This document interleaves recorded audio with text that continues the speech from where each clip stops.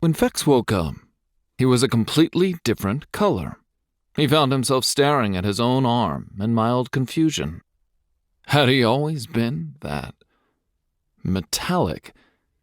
He twisted from the shoulder to catch the light. Muted dark blues and somewhat silvery. Cute. He was in the biggest surgery room on Divinity 36. 3 of his pantheon were lying in beds around him. Kagi, Tive, and Beryl. Their 2 dicey members were missing. Phex checked the infonet on his ident. It felt like only a few minutes had passed, but it turned out to be over 20 hours since he had been made a demigod. A medic shuffled over and helped Phex up. An acolyte led him, naked, to stand in front of a large mirror. "You'll have plenty of recovery time," it said, tone formal and crest neutral. Phex wondered what that meant. They hadn't had a day of rest since they arrived on Divinity 36 over a year earlier. They were demigods now. He doubted things would slow down or get quieter for him and his pantheon. He stared at himself. All his skin, which had originally been a brownish color, was now tinted gunmetal black with silvery blue overtones. He'd expected something like that. Most sapient gods got tinted metallic.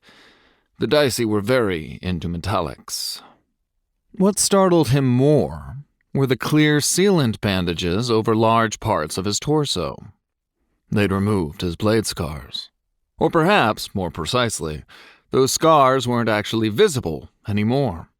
It felt as if they were still there, but had been covered over and were now phantoms lurking under a pretty metallic facade, shimmering memories of past mistakes.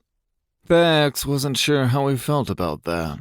It wasn't as if he'd liked his scars, more that he'd thought of them as mementos of childhood, a concrete connection to his own past.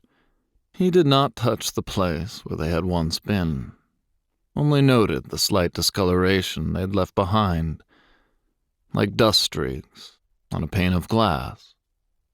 It probably wouldn't be visible on the dais.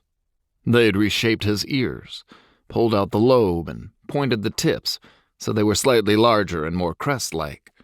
The dicey had deep feelings about ear shapes. The new tips seemed to glitter and shine, drawing attention, as if they were not so much crests as crest buds.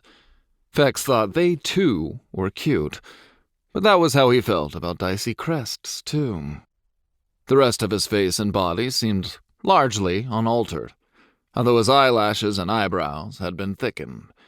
He'd been given dark blue and black hair extensions, interwoven with his own vibrant blue hair, all the way down to his hips.